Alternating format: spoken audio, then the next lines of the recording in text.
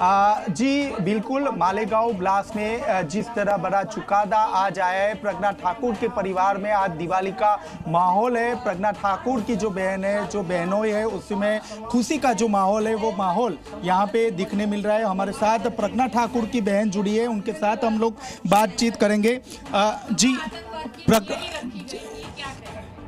भगवा आतंकवाद थ्योरी जिन लोगों ने बड़ी मेहनत से बनाई थी, बिना आधार के बनाई थी जिन लोगों ने, वो पूरी तरह से फेल हो गई है। भगवा कभी आतंकवाद नहीं हो सकता, भगवाधारी कभी आतंकवादी नहीं हो सकता। साध्वी प्रज्ञा सिंह ठाकुर और सभी हिंदू जिन्हें टारगेट करके आतंकवादी घोषित करने की कोशिश की थी, वो सारी थ्योरी उनकी धरी की धरी रह गई है और आज विजय पताका भगवा लहरा रही है। सोनिया गांधी के बारे में भी आपने बात की है क्या?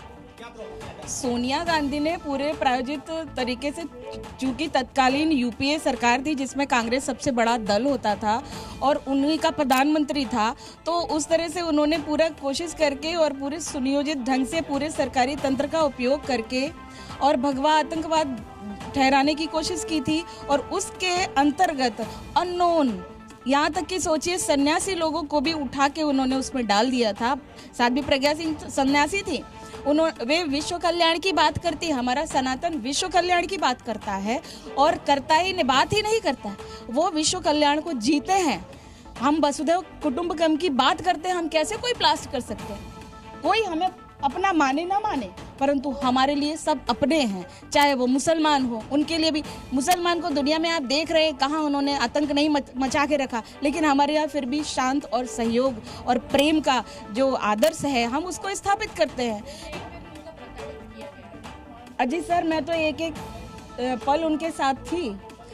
वो जेल के बाहर होती थी, मैं और मेरे पति वो जेल के अंदर होती थी, मैं और पति जेल के बाहर होते थे। उन्हें जिस जेल में भी रखा गया, चाहे वो नासिक जेल हो, चाहे मुंबई जेल हो, जिस भी जेल में रखा गया, हर जेल में उन्हें मारने की कोशिश की। मैं नाम नहीं लेना चाहूँगी, तत्कालीन जो जेल सुपरिटेंडेंट होती थी, एक महिला थी नासिक में, उसने करंट लगा के इनको मारने की कोशिश की आधी रात में। अब ये सारी चीज़ें बताने का दिन नहीं है, आज खुशी का दिन है और सत्य की जीत का दिन है, सो दिवाली है हमारी। क्या कहोगे, सभी जो आरोप लगे थे वो सभी निर्दोष छूट गए? आरोप लगाना बहुत सरल है, पर उन्हें साबित करना उतना ही कठिन है। बाइक सबके पास है, बाइक वहाँ मिल गई, जो कि सन्यासी हो गई थी तो उन्होंने सारी चीज़ें त्याग दी थी। सर, वो बाइक रखे थी क्या? उन्होंने बाइक भी कब की बेच दी थी उस बाइक को लेके, और साबित हो गया ना, उसका 33 नंबर से छेड़छाड़ किया गया। स्वयं जज ने बोला है कि 33 नंबर का से भी छेड़छाड़ की गई थी, तो इसलिए साबित नहीं हुआ कि ये बाइक उन्हीं की थी। दिवाली जैसा माहौल होगा घर में? जी, लड्डू ला बेटा। हाँ, हम आँख में आंसू है लेकिन हम सबको लड्डू खिला रहे। यही माहौल था जब भगवान राम आए थे, उनका परिवार रो रहा था। प्रज्ञा ठाकुर की बहन को आपने सुना, बहुत खुश हैं और वो कह रही हैं कि आज तो लड्डू बांटा जाएगा। जाहिर तौर पर 17 साल से इस परिवार को इंसाफ का इंतजार था। अब जरा मैं अंकुर के पास चलता हूं, अश्विन भी जुड़ गए मेरे साथ। अश्विन, आपसे बात नहीं हो पाई थी, अपनी बात पूरी कर लें। मैं ये पूछ रहा था कि अदालत के आज के इस फैसले में बड़ी बातें क्या निकलकर सामने आ रही हैं?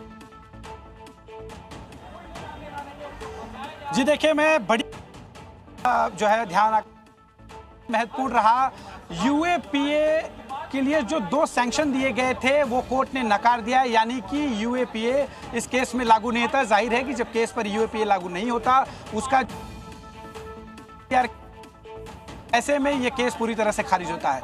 दूसरी सबसे बड़ी बात, जो बाइक का इस्तेमाल इस धमाके में किया गया, वो बाइक साध्वी प्रज्ञा सिंह ठाकुर के नाम पर थी। साध्वी प्रज्ञा सिंह ठाकुर द्वारा दी गई बाइक थी, जिसके बाद धमाका हुआ। ये साबित करने में और ये बताने में जो सरकारी पक्ष रहा वो पूरी तरह से फेल हुआ। ये साबित नहीं हो सका कि वो बाइक साध्वी प्रज्ञा सिंह ठाकुर की जो है उसका मालिकाना।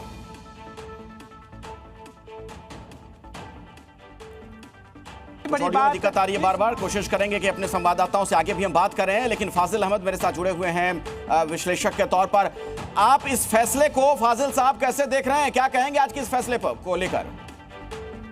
देखिए, ये तो प्री प्लान्ड फैसला था। हम लोग तो हेमंत करकरे जिस दिन शहीद हुए थे उसी दिन जान गए थे कि ये केस अब खत्म हो जाएगा, क्योंकि हेमंत करकरे जितनी तैयारी के साथ इस केस को चार्जशीट सबमिट किया था, उसके बाद हेमंत करकरे के बाद सरकार ने इसमें अभियोजन ने इसमें बहुत ढिलाई की है और केस को पूरी तरह से खत्म कर दिया।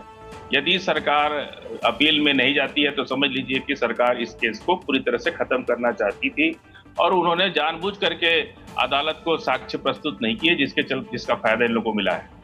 आखिर वो लोग मरे तो आप कैसे? जो कह रहे हैं फाजिल अहमद जी, उसका क्या मतलब मैं निकालूं कि न्याय प्रणाली पर, जांच एजेंसियों पर आपको भरोसा नहीं है, एतबार नहीं है? नहीं, अब सरकार पर भरोसा नहीं है ना, जांच एजेंसी तो सरकार के दायरे में फैसला आती तो है ना। अदालत ने सुना है ना, एनआईए कोर्ट से फैसला आया है। अभियोजन जब सही साक्ष्य प्रस्तुत ही नहीं करेगा तो अदालत क्या करेगी? अदालत तो कोई साक्ष्य प्रस्तुत नहीं करती ना, अदालत तो सुनवाई करती है। तो जब सरकार कोई आपको जो है दाल बनाना है और दाल ही नहीं है, हल्दी ही नहीं है, नमक ही नहीं, तो दाल क्या बनेगी? ठीक है, मेरे साथ शैलेशानंद जी भी जुड़ गए, आपको कुछ जवाब देना चाह रहे थे इस पर जो आप अपनी बात रख रहे थे। शैलेशानंद जी।